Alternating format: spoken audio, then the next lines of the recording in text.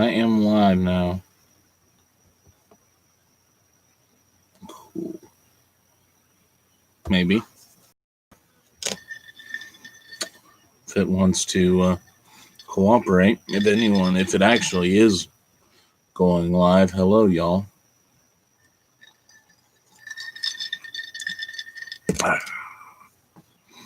So.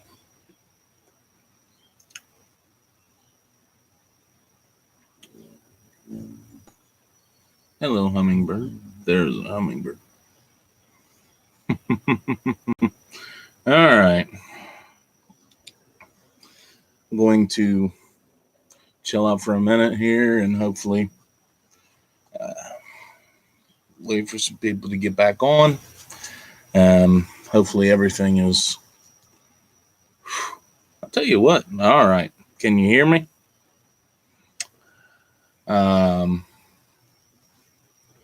I am indeed back.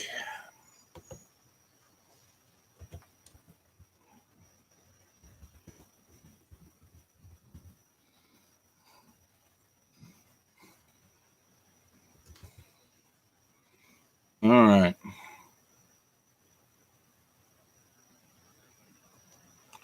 Can you hear me good?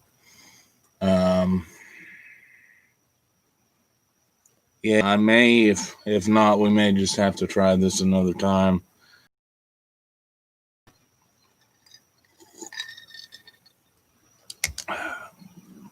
Probably laggy, but so basically, we're gonna go on to the. All right, sorry. There's a big lag.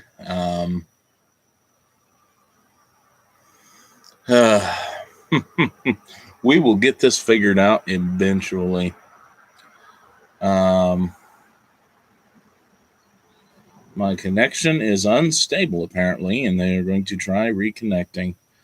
I've got people inside, and I was going to try and do this outside on the porch to be out of their way, and well, this may not be an option in the future. Anyway, so Jim Justice, he is playing politics. Yes, it's a law to wear a mask in West Virginia.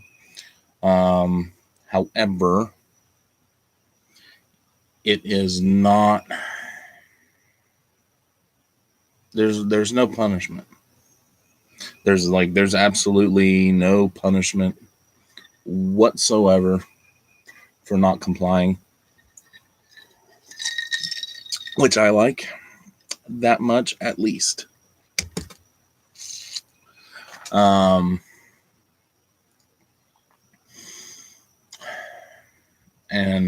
I know Ohio,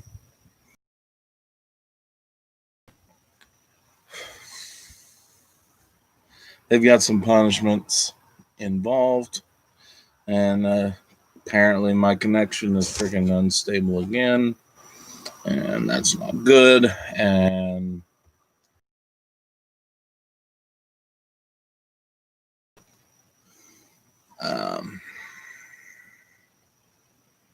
but because I can't move the computer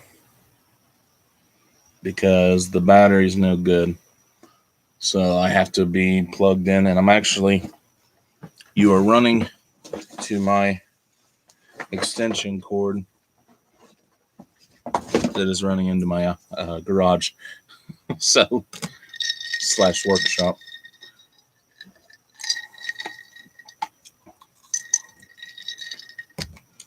But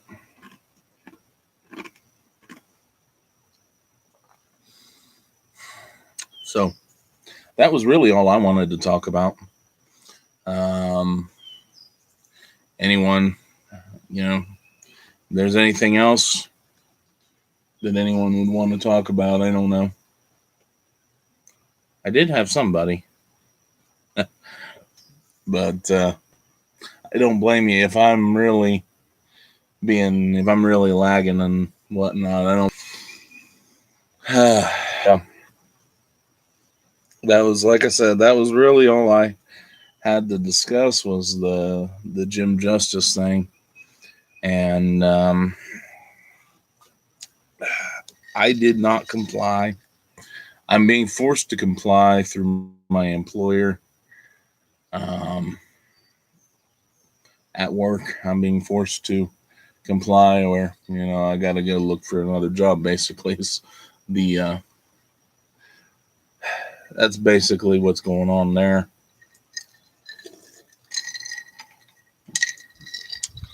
So if you can imagine a guy putting in a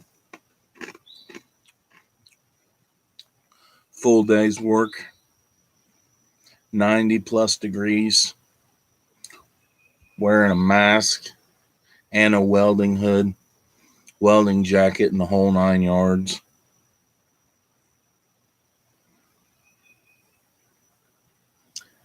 Yeah, it's not fun. Um, but that's my employer. My employer is probably afraid of getting sued. So that's about that. But going into stores, that's no big deal. Um,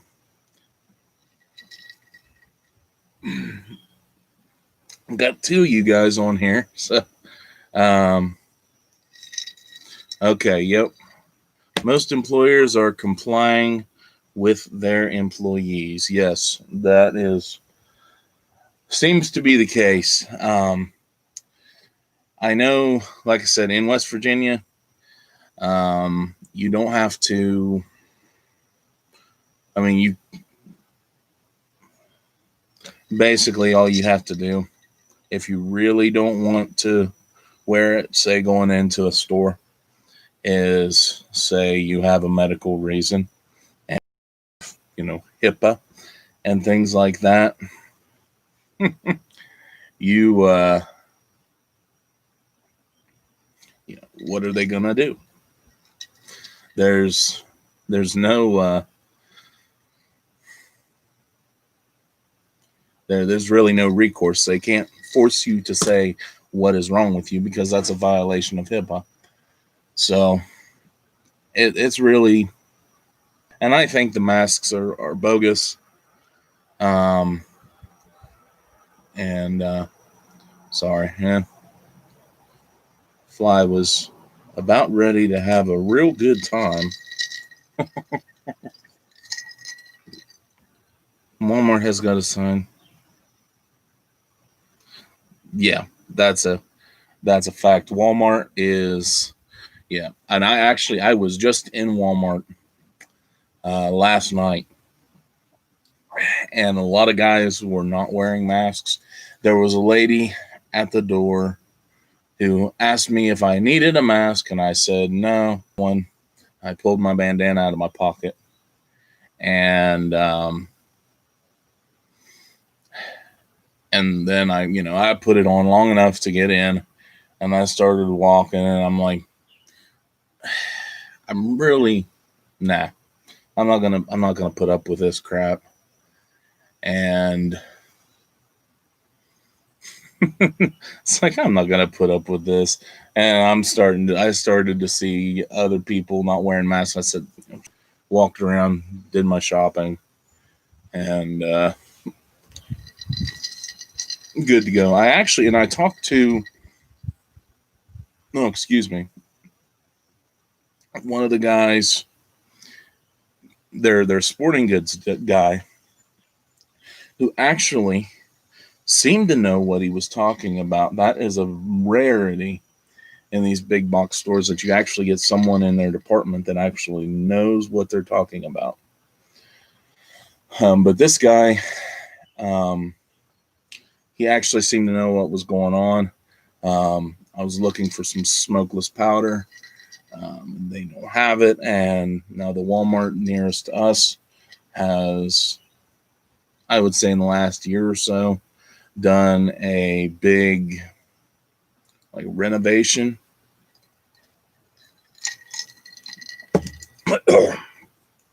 Excuse me. And he said after they did the big renovation, it really became spotty as to how much of the smokeless powder they were going to get. And so let's see, what was I going to say? But it came really, really spotty as to how much they were going to get. And then, of course, all this whole panic thing happened. And he actually said what corporate was telling him as to why they were having such a hard time with ammo right now. Or not his corporate, but the suppliers to a pawn shop that he uses to get his ammunition. One of the suppliers for ammunition to the pawn shop that he goes to. Of course, now, like, that is what it sounds like, so you take it for what it's worth. But basically, when Walmart stopped carrying 9mm, all your pistol calibers and all your intermediate calibers, 5.56, 6.2, 39, etc., when they stopped carrying all of those, Walmart at the time was like 20% of the ammunition market in the United States. That's one company is 20% of the market. And so when they stopped carrying all of that, your ammunition suppliers and manufacturers scaled back some. And that's, like I said, that's what's coming from him. And so they scaled back some. And then, of course, the panic happened and everyone went and panic bought. So you've got a combination of things that's causing ammunition to be scarce.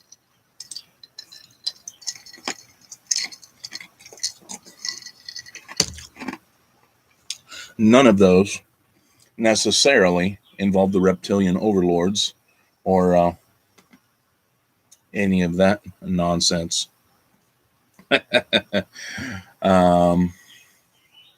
But the Walmart here, and I only go and buy ammunition from them because they are one of the few companies in this area that I can actually find double-aught buck and slugs for 12 gauge. So they're actually one of the only places around here that is available still. Now, there's other places that I can kind of get, other stuff potentially. I have not found smokeless powder. I'm not hurting for any, but it wouldn't be a bad idea to have a little extra,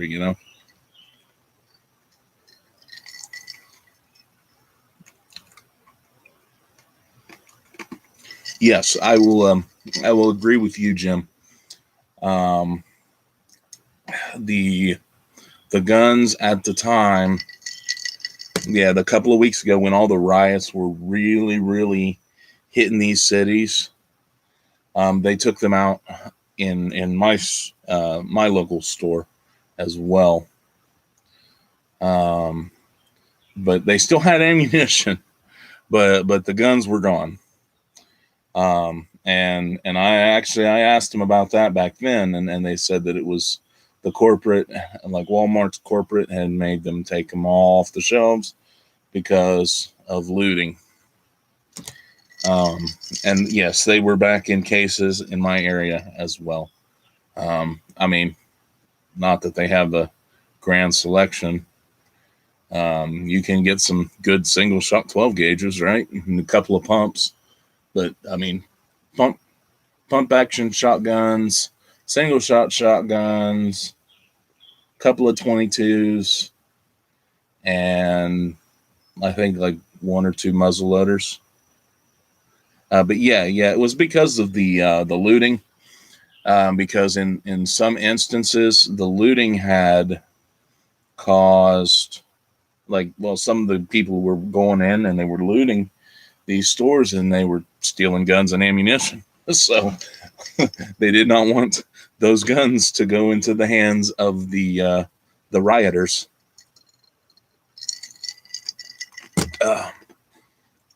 But I actually have an interesting story. I don't know that I discussed it on, well, I think it's interesting anyway. My, I don't know, it was a couple of weeks ago. Me and my brother and my dad were all working, and we're boarding up. It was before we had chickens, before we got our chickens in, because we were working on chicken coop. So it's been, I don't know, probably about a month ago then. And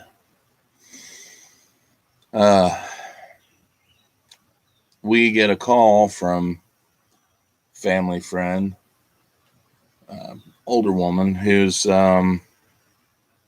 in, where's it called? She is in town, and she saw a bunch of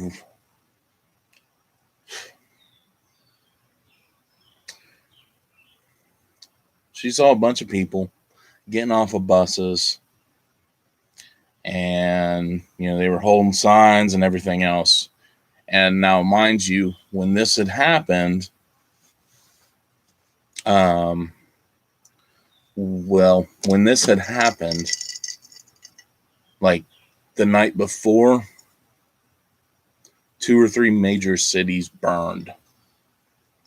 So this would not have been a good day to schedule a protest, because people were on edge. So this was a peaceful protest, and who knows, it probably was, because this wasn't, your Antifa or your BLM. This was a different organization. They were protesting, and I can't remember what. But basically, we don't know this at the time. All we know is that these cities had burned, and there's people in the nearest town, or I should say one of the nearest towns. So we go, and we actually learned some lessons from that, because I was not in a position to get to my stores. But anyway, we grabbed shotguns and are heading that way, or we are fixing to head that way. We're getting on the phone, getting a hold of a couple of the police officers that we know, and find out, okay, it's just peaceful. All right, we're good to go. We're on standby, right? Well, apparently, like 2 or 3 days later, the Antifa and the BLM were scheduling an event in this area.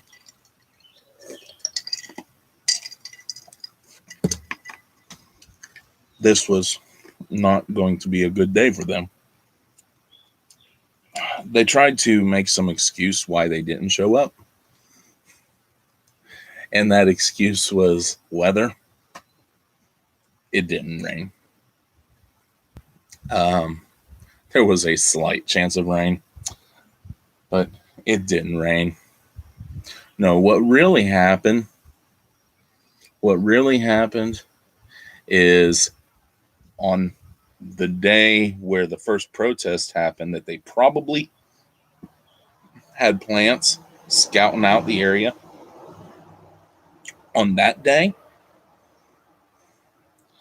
every storefront nearby, every church, every federal building, every city building, like courthouse, everything.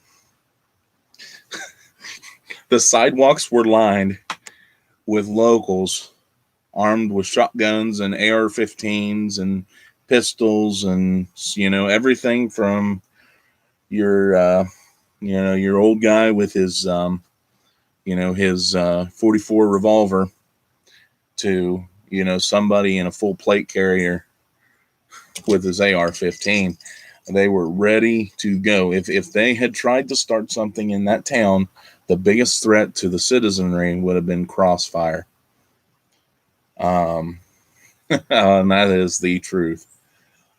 So they decided it wasn't a smart decision on their part to go ahead and do this. And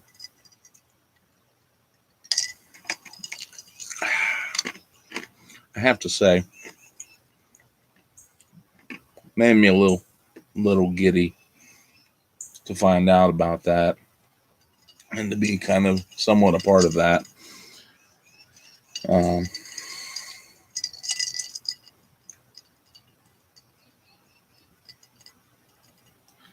But I do think it is going to get worse.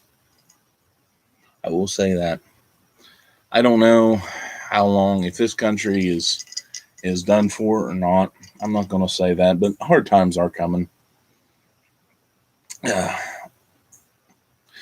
People think that we've hit hard times, and some people probably have.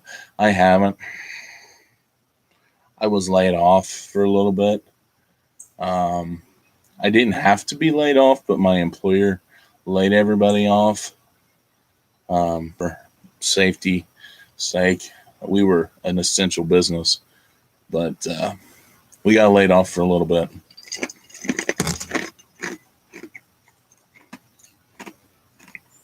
It was all right.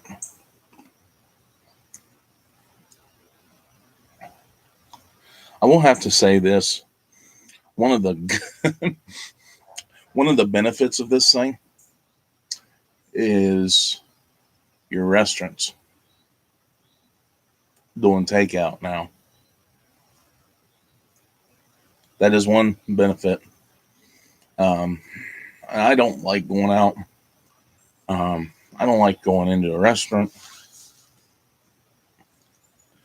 But certain members of my family do. Mainly my extended family, they do. And so certain times during the week I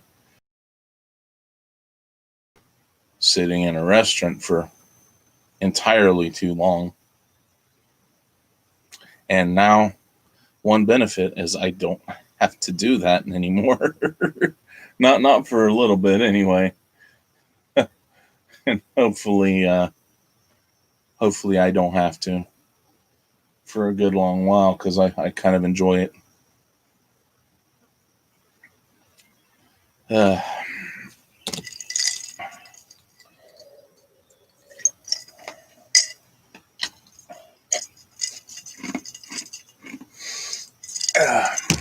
Let's see.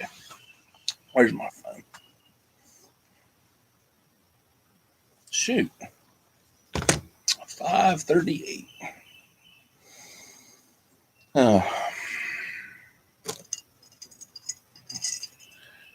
I've got some chickens that I'm going to have to take care of here before too long. So I don't know, did I? I don't know if I've talked about my chickens or not.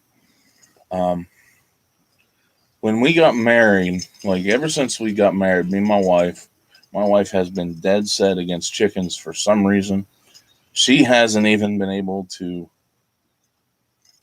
She never even was, and I get it. You got issues with them. You got issues with them. But she didn't like him. She didn't want any part to do with him. And then this event happened, and I said, we need to get some chickens, because we were planning already this summer. We were going to order a bunch of meat birds.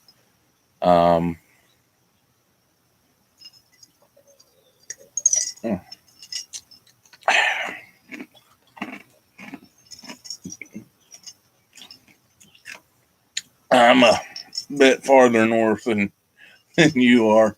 I'm in the Ohio Valley.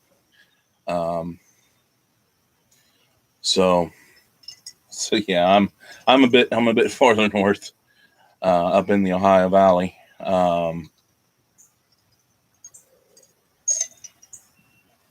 But anyway, so we got chickens for meat, and we're feeding them off property. On somebody's property, but just not mine and hers. Where she doesn't get to get attached to them. There we go. Maybe. There we go. I'll make it work. My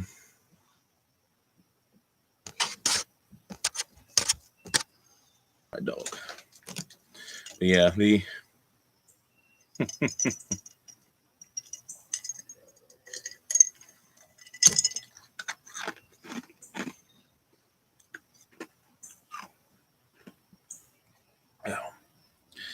yeah, I've tried to do meetups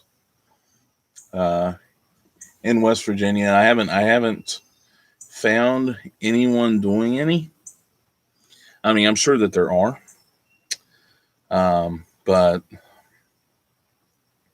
I've talked about putting one on, and I've just not seen any real interest.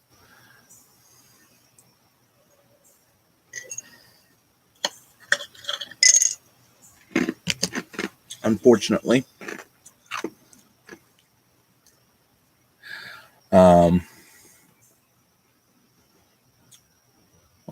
We were talking about, oh yeah, it maybe you being a West Virginia, fellow West Virginian, correct me if I'm wrong, but we seem to we're friendly, and to explain to anybody outside of West Virginia, we're friendly people. You can ask for nicer people than those in West Virginia, but we're also somewhat clannish, for lack of a better term.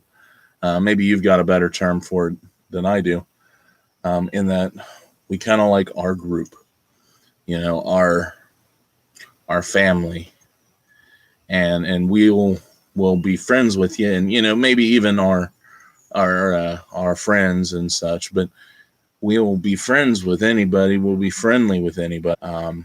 We are very, very slow to fully trust an outsider. Maybe that's just my experience. Maybe I'm wrong, but it does seem like that is the case in West Virginia a lot more than it seems like in a bunch of other states.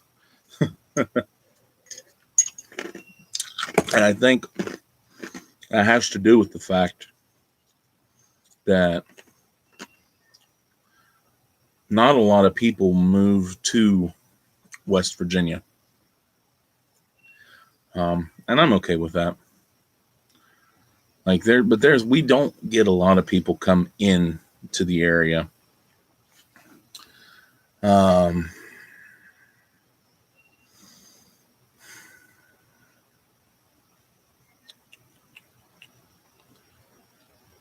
There's a lot of people that move out and then come back because they realize that the rest of the country is a little bit more messed up than they thought it was. And that's another truth.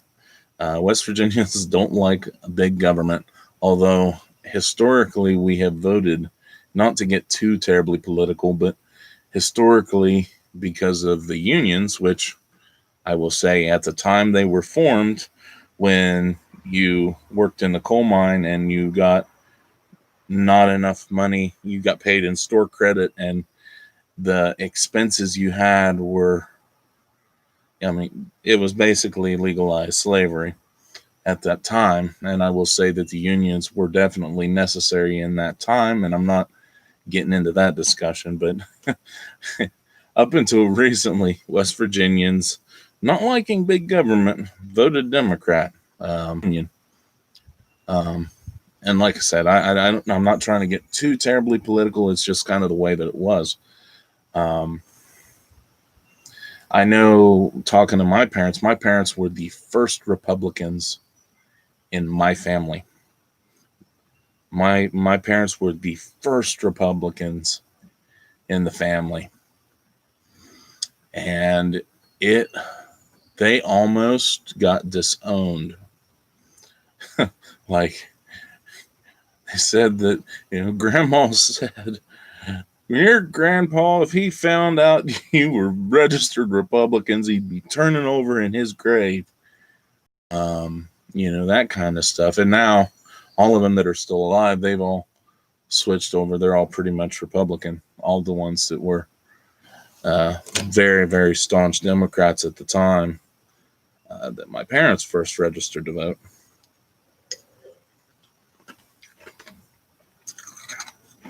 And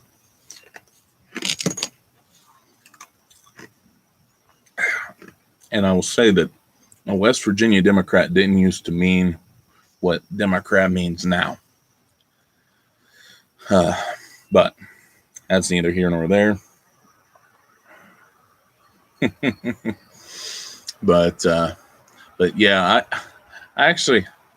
I met a hippie back when I was stationed overseas. He was government contractor, and his name, he said to call him Bunny Eye. He said, and he found out that I was from West Virginia. He was actually a really cool guy. Just what little I talked to him, he was stationed on one of the supply ships. And he said, man, I went, I go there every chance I get, and he's like, man, the what I love about West Virginia, man, is they just don't care as long as they can hunt deers, man. They just live and let live, man. He said, man, a lot. I would say his the 60s were not good to him.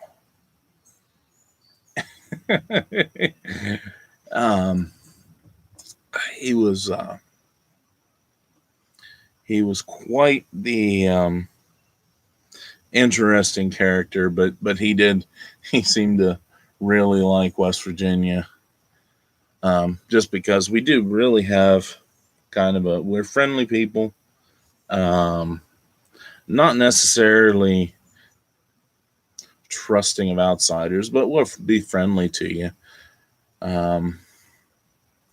And we really do have kind of a live and let live philosophy. You don't mess with me, I don't mess with you. Keep it on your side of the fence. Not to say that there aren't, jerkwads here like everywhere else, but you keep it on your side of the fence, and that's fine. But okay. Well, folks, I have some birds that are probably wanting to go get their scraps. I was going to talk about those, but I'll talk about them real quick. I ended up we ordered them all from the Murray McMurray hatchery. There's a lot of people have been getting birds here lately. And when we called to order, we could order as many roosters as we wanted, basically. But as far as laying hens, they only had, excuse me, the only hens that they had for the month of June, which is when we got them. They came in June, and the only hens they had available were white leghorns, and they're actually a really good bird. They're not.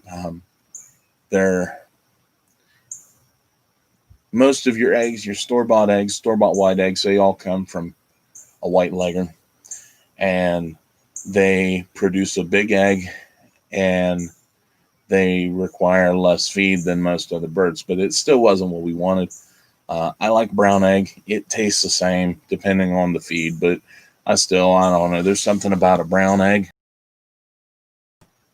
But the white leghorns were the only ones that they had that were available in June. Now, we have more coming that are the breeds we actually wanted. and they are going to get here the end of September. So that's going to be interesting. Or I mean, it's an interesting thing. That all the craziness that's been going on.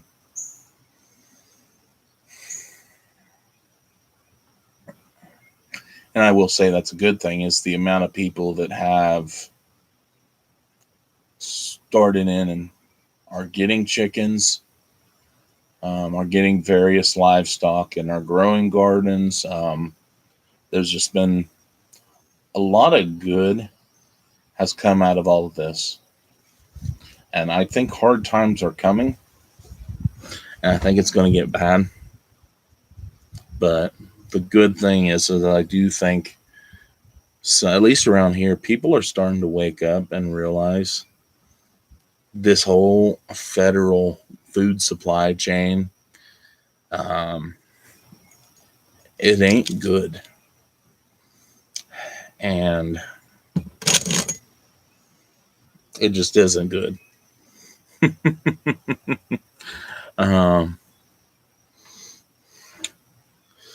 But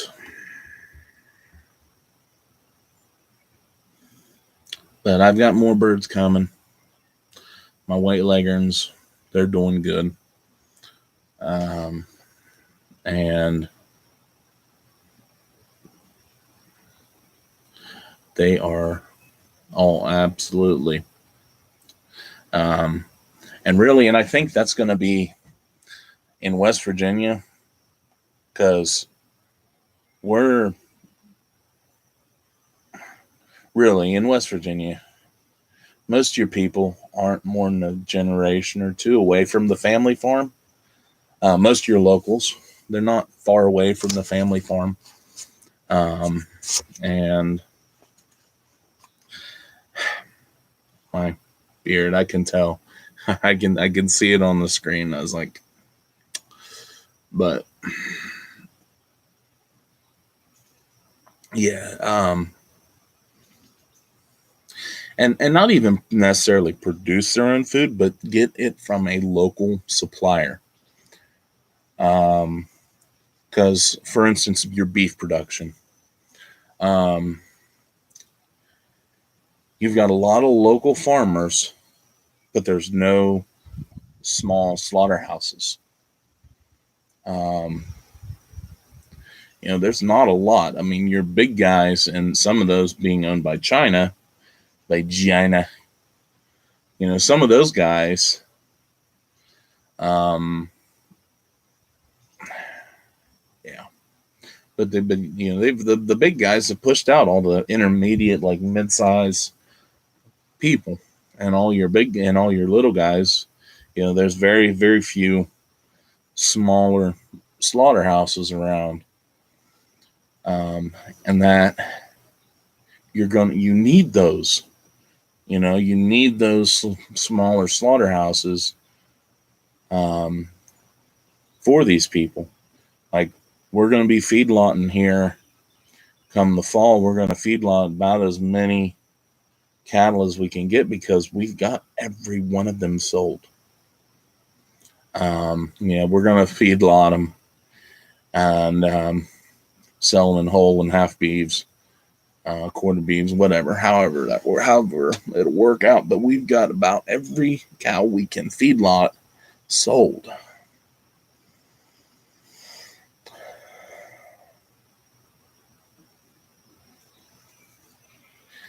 And that is going to be the benefit, is the small guy, your local farmer. People are buying more from the small local farmers. Or it has the potential of, when all the panic buying really hit way back in whatever month that was. I don't know. But whenever that hit way, back then, your local butcher, he was still doing good. Like the local meat market, he's like, I've got plenty of beef. I'm not out. I've got plenty of beef, guys. You know why? Because he went last year before last, and got with, Farmer John over there and said, hey, when can you have a beef ready for me? And he said, well, on around March, I'll have him ready. And said, good. Here's the money now. And so his supply chain was not affected because he was dealing locally. And that's something, and being here, it is, you're kind of lucky in that sense that is still a thing to some degree, much more so here than it is in other parts of the country. At least that's the way I'm looking at it, the way I'm seeing it. But speaking of meat and food, all right, y'all. I'm gonna have to get off of here. I've got there's a hummingbird, and decided it didn't want to come near me. We've got a hummingbird feeder like right above your guy, right above the camera. But they're neat to watch. But anyway, I'm going to get off here, take care of some birds, and y'all stay safe out there and have a good week. I'm going to try and do a video, either or like a live stream, another live stream. I'm going to try and do one Monday or Wednesday, probably. It could be any of the other days, but I'm going to try one of those 2 days. Keep an eye out if you want to watch. But anyway, y'all, I'm out of here, and God bless.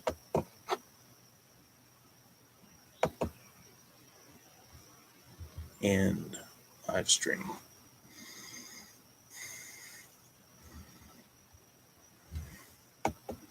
No, yes.